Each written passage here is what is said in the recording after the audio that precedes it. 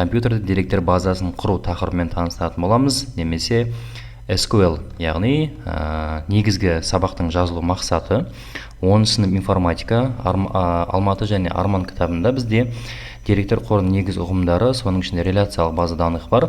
Қарапайым тілмен айтқанда SQL-ді біздер жақсы білеміз. Бірден көпке, бірден біреуге, көптен көпке деген бөлімдері бар. Және де 10-шы кластың Алматы кітабында да PHP MyAdmin немесе SQL сұраныстар келген.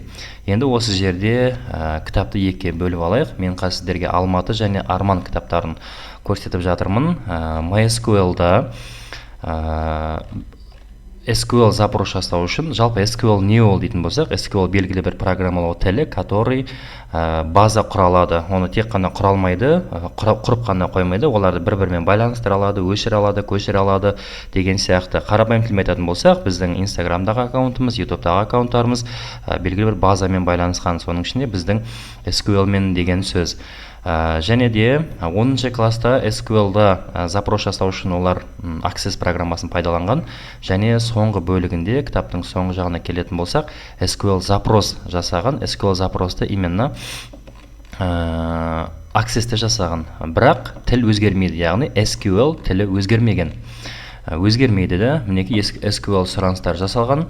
Бұл SQL сұраныстарды именно Access жасаған. Ал Арманда бірден базаның өзін SQL-да құрып кеткен және ары қарап бірден программаны құра берген. SQL-дің өзінде. Мінеки бұл жерде арнайы бір программаны айтпаған. Егер айтқан болса да, қандай программалармен жұмыс жасауға болатыны айтылған. Бірден айнымалылар типтері жасалып кеткен. Яғни бүгінгі видеода біз сіздермен SQL-мен танысатын боламыз, және де ең алғашы қай движокпен жұмыс жасаймыз, соған аса назар аударғанымыз жақсы.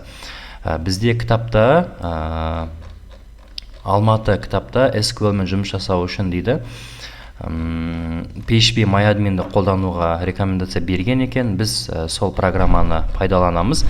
Мінеке қарайтын болсақ, ең алғаш localhost-ты қалай ашады, немесе localhost басқанда не шығады деген сияқты. Мінеке PHP MyAdmin-ді пайдаланған. Біз осында сіздермен SQL-да сабақ өтетін боламыз. SQL дегеніміз не? Қарапайым тілмен SQL бар болғаны мәліметтер қоры, соның ішінде реляциялық мәліметтер қоры. Реляциялық мәліметтер қоры дегеніміз олар ID-лар бір-бірімен ауысу.